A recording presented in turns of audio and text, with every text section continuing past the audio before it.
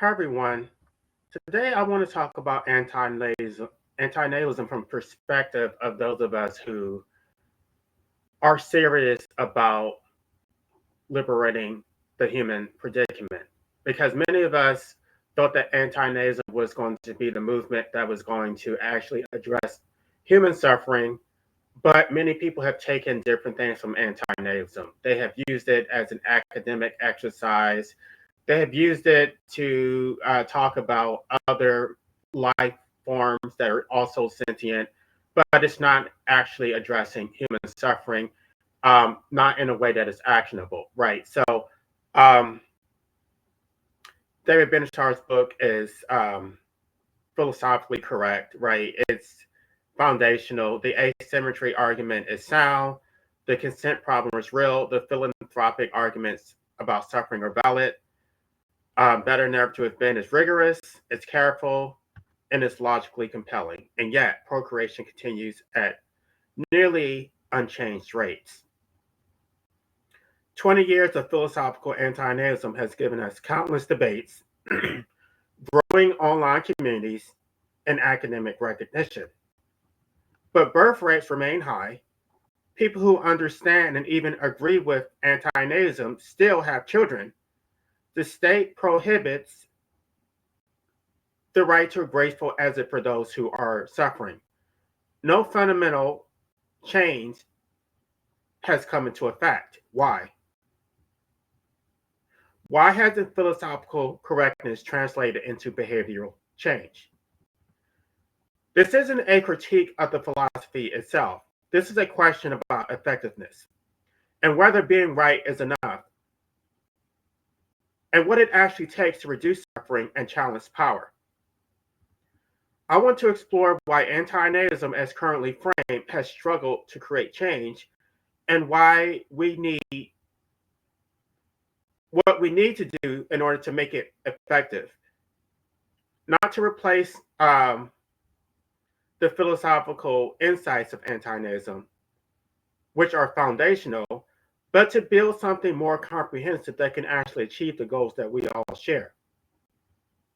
Because here's what many people need that anti-Nazism hasn't provided. What they need is hope that their current enslavement can potentially end. What they need is a framework that addresses those who are already suffering and not just future births. What they need is accessible language that doesn't require graduate level philosophy. What they need is enforcement mechanisms that create real consequences for those who procreate and maintain a system of life enslavement. What they need are multiple entry points for people with different backgrounds. What they need is organized resistance with concrete strategies. What I'm going to propose is life abolitionism, a more comprehensive framework that absorbs anti-natalist insights and extends them into something that can actually build a movement, challenge state power, and provide hope for liberation. Let me start by acknowledging what anti-natalism gets right. Then we'll explore why it hasn't been effective and finally show what we need to do in order to make it work. What anti-natalism accomplishes is considerable. Coming to existence is always a harm because the absence of pain is good, but the absence of pleasure is not bad, since no one exists to be deprived. This is philosophically sound, the logic is valid, the premises are defensible. David Benatar showed that life contains far more suffering than we acknowledge. We have an optimism bias that distorts our evaluation. Even good lives involve significant suffering. We shouldn't gamble with creating people who will suffer. Again, these are correct observations about the human condition. Benatar recognized that procreation imposes existence without the possibility of consent. You cannot consent before you exist, therefore, procreation is necessarily non-consensual, a non-consensual imposition of comprehensive costs. This is philosophically unassailable. So if anti-Nazism is correct, and it is, we must ask ourselves, why hasn't correctness translated into change? Here's what we observe after 20 years of philosophical anti-Nazism. Birth rates remain high globally. People who understand and even agree with anti-natalist arguments still procreate. Anti-Nazism remains a niche philosophy position, a niche philosophical position rather than a social movement. There is no organized resistance to procreation comparable to animal rights activism. Most engagement with anti-Nazism is academic um, rather than substantive advocacy. This isn't anyone's fault. This is a predictable outcome of relying solely on philosophical persuasion. Let me explain why. When you present Benatar's asymmetry argument to most people, here's what happens. The academic response is that's fascinating. The axiological asymmetry generates a pro-tando reason not to procreate. That is the actual term that Benatar used in his book. Um, the typical response, however, is wait, why is the absence of pleasure not bad, but the absence of pain is good? That seems arbitrary. The asymmetry is philosophically correct, but psychologically difficult. It requires understanding modal logic, accepting asymmetric value adjustments, thinking rigorously about non-existent entities, following abstract counterfactual reasoning. Most people cannot or will not do this cognitive work. And even those who understand it intellectually often aren't emotionally moved by it. Understanding a philosophical argument is different from being motivated to change behavior. Consider how anti-natalist philosophy is typically expressed. In his book, he says, the axiological asymmetry generates a pro-tanto reason not to procreate that is not counterbalanced by a pro-tanto reason to procreate. Translation. There's a reason not to have kids, but no equivalent reason to actually have them. Academic philosophy rewards technical precision and complexity. This is appropriate for reaching other philosophers, but it's counterproductive for building a movement that changes behavior. Compare this to how veganism communicates, right? Vegans say anti-natalism suffer in factory farms. You wouldn't do this to a dog or a cat. Your choices have consequences. So their language is simple and clear. It's emotionally resonant and it's actionable. Antinatalism in its current academic form cannot match this accessibility. Here's the fundamental limitation of antinatalism. Benatar's approach is essentially, please stop having children. Here are the philosophical reasons why. 20 years later, what has this achieved? Some people understand his arguments. Some people even agree with them intellectually. Then they have children anyway. Why? Because they want children for their own emotional satisfaction. Philosophy creates no material consequences for ignoring it. Personal desires trump abstract reasoning. There is no cost to procreating despite knowing that it's wrong. This isn't a failure of the philosophy itself, it's a limitation of philosophy. Anti-natalist arguments assume that rational people presented with sound reasoning will change their behavior accordingly, but most people aren't primarily rational agents. They're primarily self-interested agents who respond to incentive and consequences. There's something important to understand about how anti-Nazism functions in practice. Some people are perfectly comfortable with anti-Nazism as an academic exercise. They enjoy the philosophical debates, the logical puzzles, the intellectual sophistication. For them, anti-Nazism is a theoretical position they hold, and that's enough. That's their choice, but many people need something more. Real people are suffering right now. They are trapped in an unbearable existence, an involuntary existence. They're forced to continue living against their will because the state prohibits the right to a humane exit.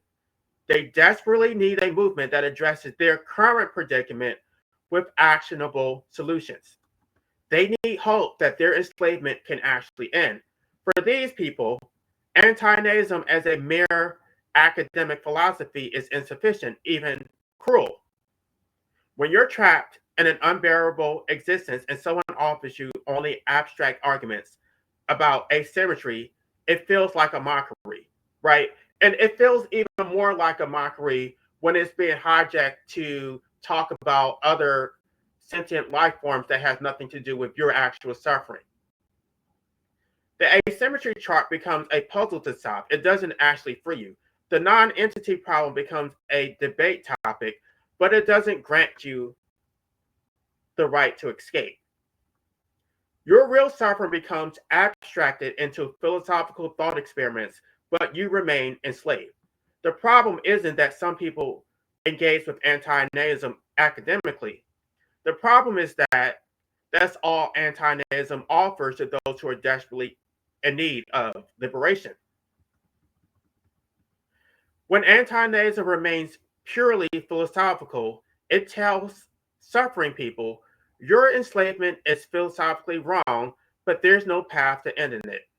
Your situation is intellectually interesting, but there is no actionable strategy for change. Meanwhile, the person still doesn't have a right to a graceful exit. Suffering still bears crushing costs. There still is no compensation for those who are currently suffering, and the person suffering still has no moral or ethical recourse. And crucially, they have no hope that anything will change. Philosophical anti-Nazism offers no path to liberation. It says you shouldn't have been born, but provides no mechanism for ending your current enslavement. It debates the ethics of your existence while you remain enslaved. For those of us who need more than philosophy, this is the critical question. What good is knowing procreation is wrong if you're still prohibited from having the right to a graceful exit? What good is understanding the asymmetry if the state still deploys violence to keep you enslaved? What good is moral clarity if it changes nothing? Many people need a movement that gives them hope for ending their enslavement, not just understanding why their enslavement is wrong, but actual tools to challenge it, actual strategies to resist it, and actual mechanisms that could potentially lead to their liberation. If you're comfortable with anti-Nazism as pure philosophy, that's your prerogative. But recognize that for many others, those of us actually suffering in an unbearable existence, pure philosophy is inadequate. They need hope that their enslavement can actually end, the right to end their existence in a humane way now, compensation for what has been extracted from them, organized resistance that challenge the state's prohibition, a movement that treats their suffering as urgent, not as fodder for debate, concrete strategies with measurable goals, a path from current enslavement to actual liberation.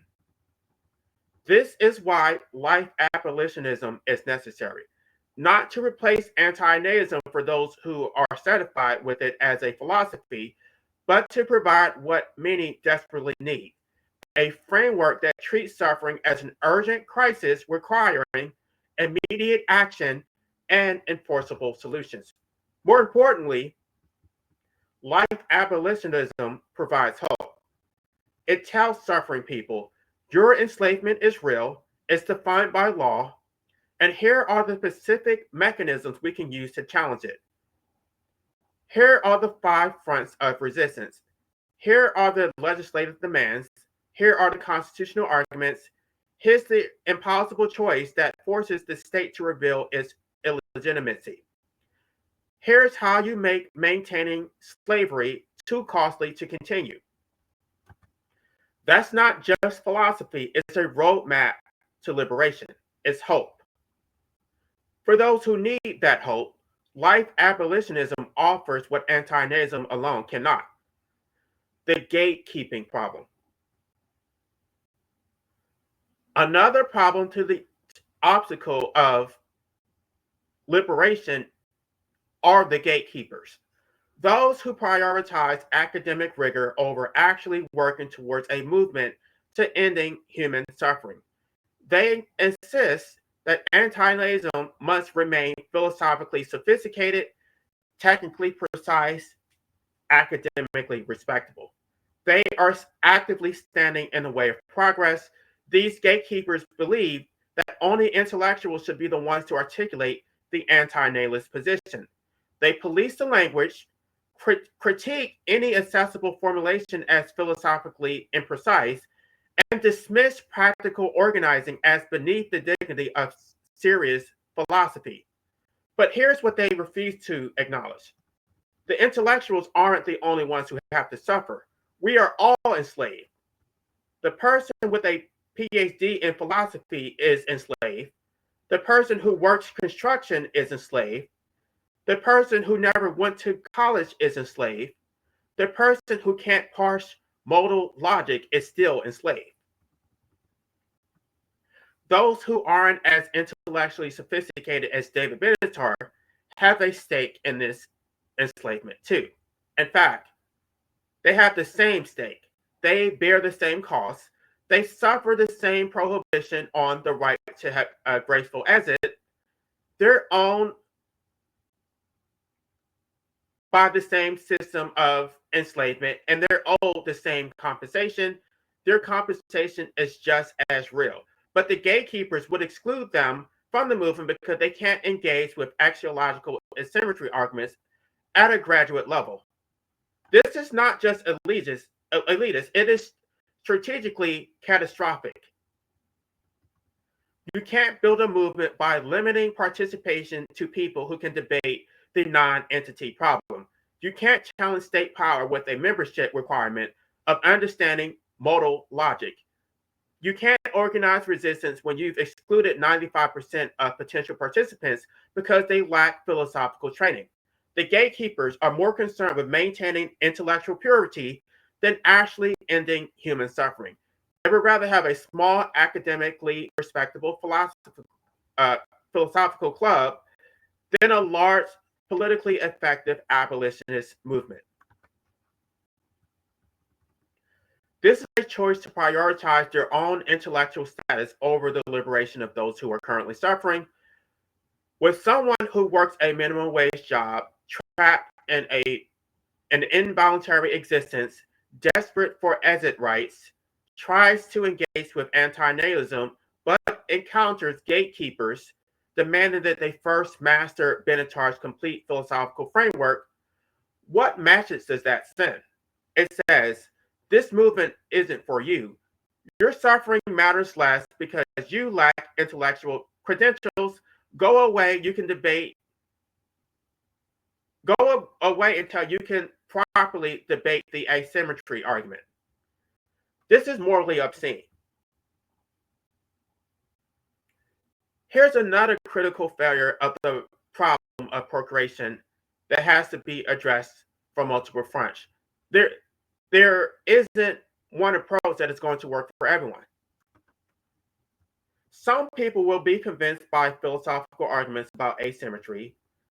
Others will respond to economic accounting showing 5.4 million in actual costs. Others will be moved by legal arguments that prohibition equates to slavery. Others will respond to the unjust enrichment framework that I've articulated. Others will be motivated by personal suffering and the need for the right to exit rights. Others will be connected through the veganism to anti-natalism pipeline. And here's something that the gatekeepers don't want to admit. Most anti-natalists haven't read David Benatar's book. Let me say that again. Most anti-nihilists have not read David Benatar's book. They arrive at the anti-nihilist conclusion through their own personal experience. They look at their own suffering, their own forced existence, their own lack of consent, and conclude procreation is wrong, I shouldn't have been born, I won't inflict this on anyone else. They didn't need the asymmetry argument, they didn't need modal logic, they didn't need graduate level philosophy, they needed their own lived experience of enslavement. And yet, the gatekeepers would tell these people, your anti-Nazism isn't valid until you've mastered Benatar's philosophical framework. Your conclusion is correct, but you arrived at it through the wrong process. This is absurd. If someone concludes procreation is wrong through personal suffering rather than philosophical argumentation, their conclusion is just as valid. In fact, it may be more valid. It's based on direct experience rather than abstract reasoning. The gatekeeper's insistence on philosophical sophistication is exposed as hollow when you realize most people who identify as anti-nihilists never engage with the academic philosophy at all. They just recognize the obvious truth that forced existence is unethical. The goal should be to actually end or significantly reduce human procreation, not just to maintain philosophical purity, not to gatekeep those who can participate in anti-Nazism, not to ensure everyone arrives at the conclusion through the same sophisticated arguments. If someone stops procreation, stop pro, if someone stops procreating because they understand life abolitionism, accessibility, its framework is accessible, that's a win, even if they never read Benatar. If someone demands exit rights because they recognize their enslavement through plain language, legal arguments, that's a win, even if they can't debate modal logic. If someone refuses to have children because they calculate the cost and recognize the exploitation, that is a win, even if they never engage with philosophical asymmetry.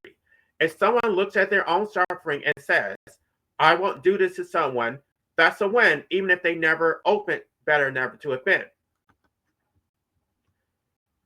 Different people need different entry points. Different audiences respond to different messaging. Different communities require different frameworks. The gatekeepers insist on one approach: master the sophisticated philosophy, or you're not a real anti-nihilist. This is strategic suicide. You can't end procreation by limiting your movement to philosophical PhD candidates. And the reality is, most anti-nihilists already ignore this gatekeeping. They became anti-nihilists through their lived experience, not through reading academic texts. Life abolitionism recognizes we need multiple approaches operating simultaneously. We need philosophical arguments for the intellectuals who respond to that. We need legal frameworks for those who understand property rights and constitutional law. We need economic accounting for those who respond to concrete numbers. We need unjust enrichment arguments for those who understand fairness and debt. We need abolitionist language for those who connect with historical liberation movements. Plain language that describes enslavement for those without specialized education. We need a focus on current suffering for those who desperately need exit rights now. We need to focus on preventing future births for those primarily concerned with future suffering. And we need validation of personal experience as a sufficient basis for anti-nihilist conclusions. All of these reasons are valid. All of them are necessary, and all work for different people. The gatekeepers would reject this plurality. They insist everyone must come through the door through philosophical reasoning. But they're not trying to build. We're not trying to build a philosophic. We're not trying to build a philosophy department, right? We're trying to end slavery and prevent future enslavement.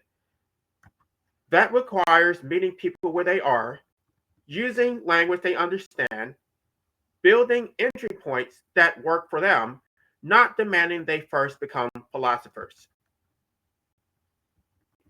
And it requires recognizing that personal experience of suffering is a perfectly valid basis for opposing procreation. You don't need Benatar to tell you that forced existence is wrong. You already know it from living it. Life abolitionism rejects gatekeeping entirely. If you're enslaved and you have standing to demand liberation. You don't need a philosophy degree. You don't need to understand every nuance of, of Benatar's arguments. You don't need intellectual sophistication to recognize I exist without having consented. I bear the cost that I never agreed. Those who benefit from my existence owe me compensation. The state prohibits my right to exit. This is slavery. I deserve liberation. That's enough. That's sufficient. You belong in this movement. The gatekeepers will reject. They will object and say, what about philosophical rigor? What about precise argumentation? What about maintaining academic standards? Here's the answer. Your academic standards are less important than ending slavery. We need a movement that welcomes everyone who suffers, regardless of educational background, uses multiple approaches to reaching different audiences, prioritizes actual results, i.e., fewer births, as it rights granted, over philosophical purity, recognizes that different people need different entry points, values strategic effectiveness over academic respectability. And by the way, there is no academic way to effectively argue for the right to have a graceful exit. And I think this is probably the reason that Benatar did not address this. This is the reason why the issue of the right to have a graceful exit has been avoided, because there is no respectable academic way to actually talk about that in a way that is actually going to be effective. You have to basically police your language and talk around the issue.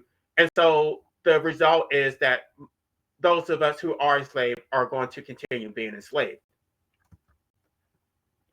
The choice is we can have a philosophically pure, academically respectable, intellectually inclusive club that changes nothing, or we can have an accessible, multifaceted, strategic, effective mass movement that actually challenges power and provides hope for liberation. The gatekeepers prefer the former. Life abolitionism chooses the latter. Every enslaved person deserves a voice in demanding their own liberation, not just the intellectuals, not just those who can debate philosophy, everyone. And we need every approach that works, not just philosophical asymmetry, every framework, every argument, every entry point that successfully convinces people to stop procreating or demand exit rights as valid and necessary. Anti-natalist philosophy focused almost entirely on preventing future births. The concern is stopping the creation of new people who will suffer. But what about those who are already suffering? What about people trapped in an unbearable existence right now, prohibited from exiting humanely, forced to continue suffering because the state denies them the right to die? Philosophical antinatalism offers these people very little, perhaps some support for expanding access to assisted dying, but it's not central to the framework. Their primary concern is preventing new births, not liberating those who are already enslaved to existence. Antinatalism provides no framework for legislative campaigns, no constitutional challenges, no organized resistance, no civil disobedience, no building alternative institutions, no creation of material consequences for those who maintain forced existence. It gives you understanding. It does not give you a path to change. Let me be direct about what prevents antinatalism from being effective.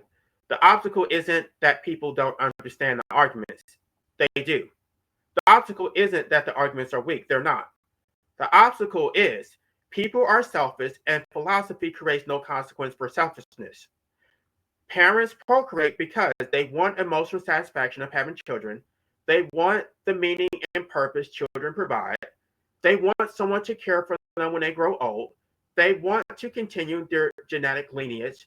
They want to fulfill social expectations. These are all selfish reasons. They prioritize their parental benefit over the child's non consensual burden. And philosophy has no answer to selfishness beyond you shouldn't be selfish. But telling people they shouldn't be selfish doesn't work. It never has and never will. What works is making selfishness costly. This is where life abolitionism comes in. It offers something anti-Nazism as currently framed cannot. A comprehensive philosophy that addresses the human predicament in its totality.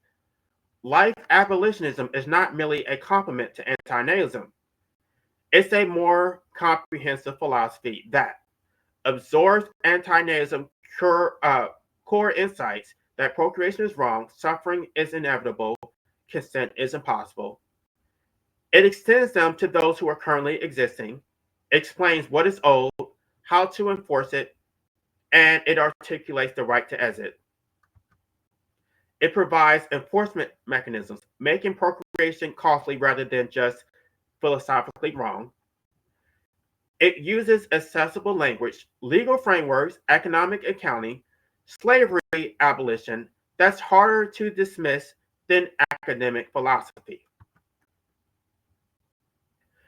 The philosophical content of anti-Nazism remains foundational. The insights that procreation imposes existence without consent remains true.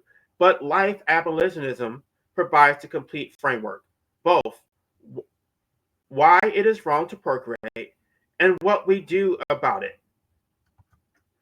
Let me show you how this works. Instead of asking whether the absence of pleasure is not bad versus good, a question that requires substantial philosophical sophistication, life abolitionism asks, what did forced existence cost you? And it provides the answer. The physical cost, the economic cost, the psychological cost, the temporal cost, and then the framework asks, what compensation did you receive? From your parents, you received zero. From the state, you received zero. From society, you received zero. The bottom line is that you got screwed. Why this works better than philosophical asymmetry? People understand dollars and years. They understand you paid 5.4 million and got nothing back. They don't necessarily understand modal asymmetries about non-existent entities. This accounting makes exploitation visible, concrete, and undeniable. Philosophical anti-Nazism struggles with the non-entity problem. How can you be harmed by being brought into existence? If you hadn't been brought into existence, then there would be no you to be harmed. There is a genuine philosophical puzzle that weakens traditional anti-natalist arguments. Life abolitionism solves it eloquently through unjust enrichment. We're not claiming you were harmed by being created. We're claiming parents are currently benefiting from your existence without compensating you. The present tense analysis is you exist now. Parents benefit now. You bear the cost now. They extract value now without payment now. This avoids all of the metaphysical problems about comparing existence to non-existence. It doesn't matter whether being created harmed you. What matters is that right now they benefited from you and they owe you for it. Why this is powerful. Unjust enrichment is a legal and moral framework that everyone intuitively understands. If you benefit from someone's labor, you owe them compensation. If you extract value from someone without paying them, you must pay restitution. If you receive benefit at another's expense, you owe a debt. This creates specific enforceable obligations.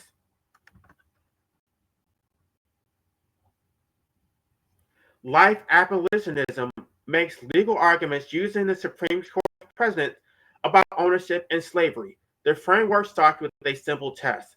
Can you legally dispose of your life with medical assistance? No, then you don't actually own your life. The state does. This isn't philosophy, it's basic property law. The Supreme Court defined slavery in Plessy versus Ferguson. Slavery implies the absence of a legal right to the disposal of his own person, property, and services. Like abolitionism applies this definition. You lack disposal rights of your person, property, and services. By the Supreme Court's own definition, you are enslaved. This matters because legal arguments have force that philosophical arguments lack. Courts must respond to constitutional claims. Legislatures must address legal challenges. The public understands this violates the Constitution better than this violates axiological asymmetry. The slavery framework is strategically powerful. Everyone agrees that slavery is wrong. Slavery must be abolished, not reformed. Abolitionist movements have historical precedent and moral clarity. The language creates moral urgency. Anti-natalist philosophy never frames existence as slavery. Life abolitionism does, and it changes everything. The priority of life abolitionism is liberating those who are currently enslaved, preventing future enslavement. People suffering right now need more than philosophical arguments about why they shouldn't have been born. What they need is the right to exit humanely, compensation, recognizing that their suffering matters, right? This isn't nihilism. And a lot of people have said that anti-nihilism is nihilistic. You can't say that about life abolitionism. There's nothing nihilistic about it. It's saying that your suffering matters and it needs to be a reckoning for your actual suffering.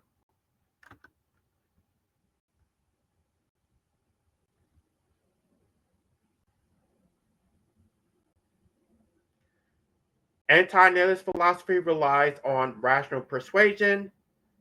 Here are the reasons you shouldn't procreate. Please act accordingly. Life abolitionism recognizes people respond to consequences, not philosophical reasoning, and it builds enforcement mechanisms for parents, for the state, and for the public.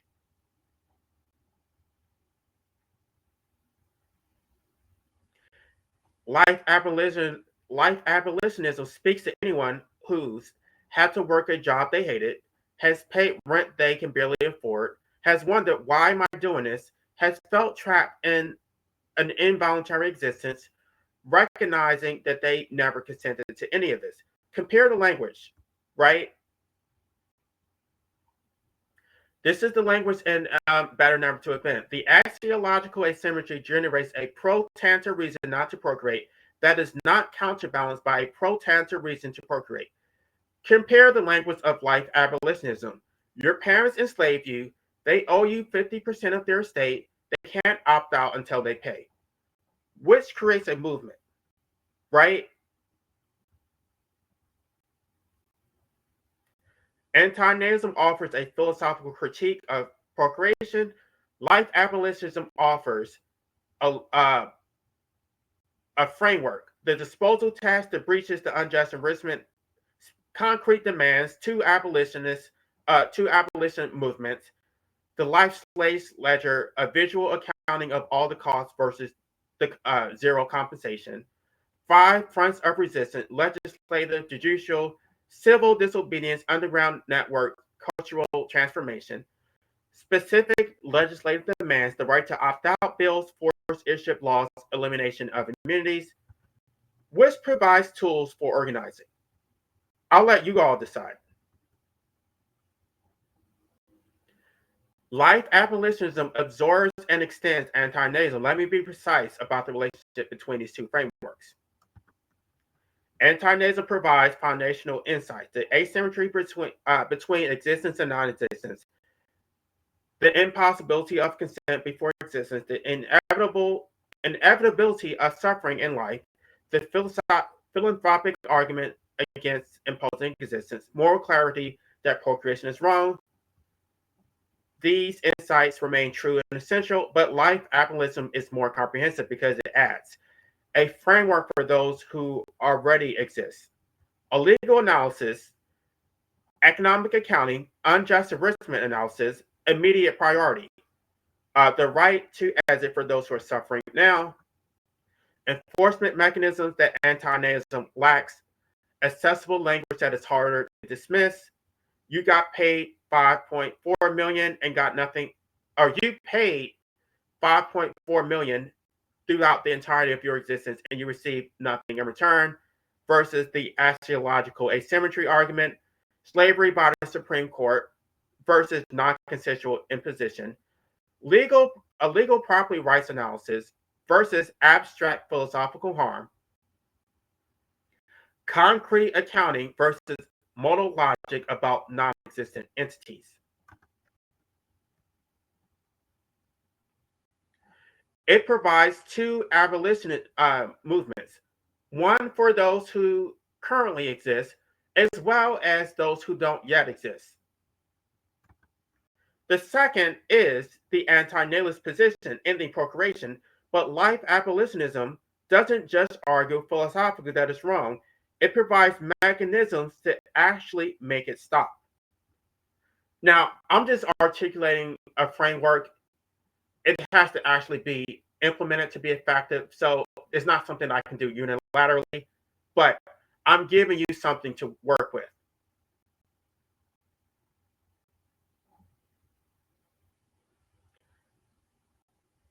Now, I previously said that life abolition makes anti-Nazism obsolete. I wasn't talking about the philosophy itself. I was talking about the word.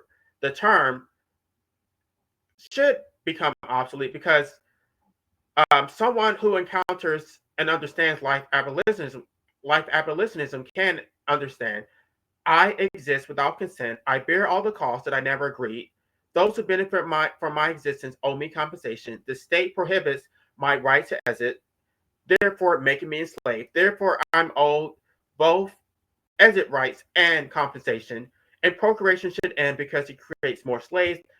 They arrive at the anti-natalist conclusion through a different path, one based on present sense facts about exploitation and slavery, rather than abstract philosophical arguments about non-existent entities.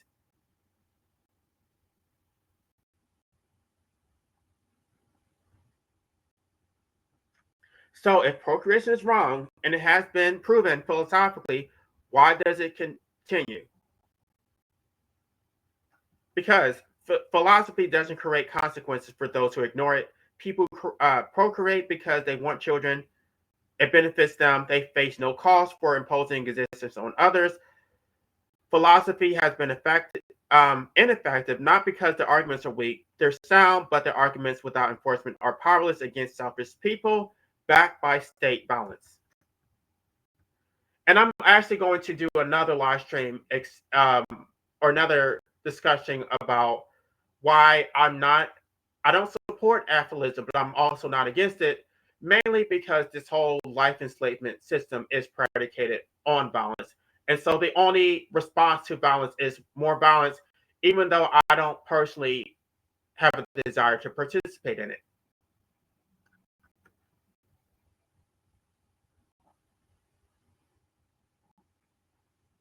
So if you're someone who is currently engaged with anti-natalist philosophy, I'm not asking you to abandon it. I'm asking you to recognize its limitations and supplement it with practical tools. The three types of anti-natalist engagement. The first type, anti-Nazism is a purely academic philosophy. Most people engage with anti-Nazism. No, not most. I'm going to say this is a very small substack. There's a group of anti-Nazis who engage with anti-Nazism purely as philosophy. They find it fascinating to study, intellectually rigorous, logically compelling. They admire Bennett's asymmetry the way they might admire a clever proof and logic. They're primarily interested in a philosophical framework itself. For some people, this is sufficient. They're comfortable with anti-Nazism as an academic position they hold. But for many others, especially those suffering, this is deeply inadequate. The second type is anti-Nazism is an ethical philosophy, right? Others take anti-Nazism seriously as a philosophical position. They generally believe procreation is wrong. They may personally choose not to have children because of these convictions. Um, it still doesn't constitute a movement. Individual decisions not to procreate don't challenge the state's maintenance of life slavery or challenge or create accountability for those who don't procreate. And the third category is anti-Nazism as an abolitionist movement. This is what we need. People who understand philosophical correctness isn't enough, individual choice isn't enough. We need organized resistance. We need enforcement mechanisms. We need to make maintaining life slavery costly. We need liberation both for those who don't exist yet, but and those who currently exist. If anti-Nazism is going to be more than an academic curiosity, it's going to actually reduce suffering. It must become an abolitionist movement. An, an abolitionist movement requires more than philosophy. It requires strategy, organization, enforcement, and sustained resistance. Benatar's work is correct and is foundational. The asymmetry is real. The consent problem is real. The suffering is real. But anti-Nazism as a term and framework is insufficient for the task ahead.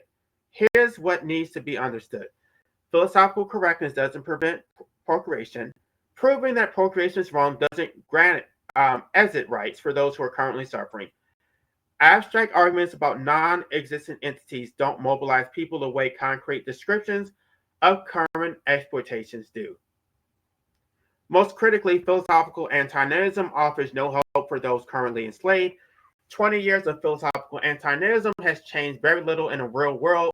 Birth rates continue, prohibition on exit rights continues, life slavery continues.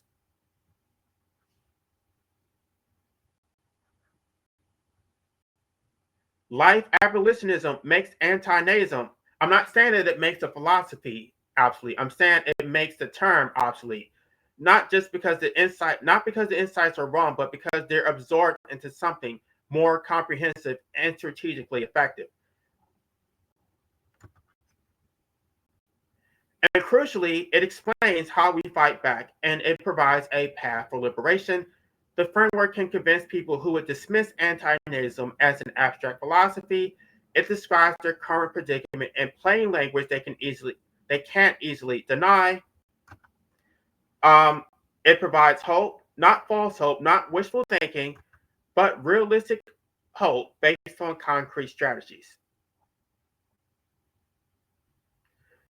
People who are currently suffering need hope. They need hope of an organized resistant movement that can actually change their current situation.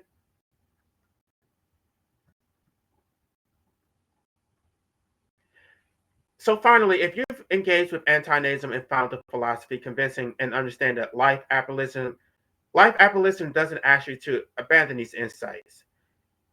It asks you to recognize that they're the foundation of something larger. If you've engaged with anti-Nazism, or if you found it too abstract, life abolitionism offers you a different entry point, one based on present tense facts about your current exploitation that you can verify right now. Either way, the conclusion is the same. You are enslaved, you deserve liberation, you deserve compensation, future enslavement should be prevented. This does not require philosophical debate. It doesn't require a symmetry chart. It doesn't require academic conferences. What it requires is organized resistance that makes maintaining slavery more expensive than ending it.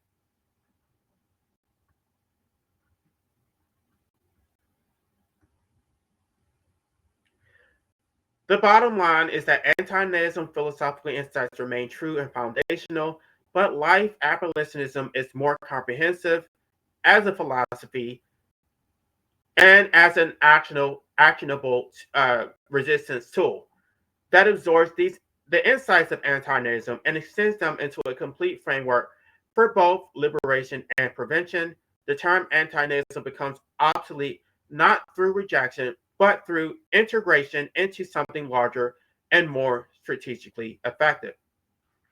If you want philosophical understanding, you should study anti-Nazism. If you want tools for actual liberation and prevention, embrace life abolitionism. If you want both, and you should, recognize that life abolitionism provides a complete package.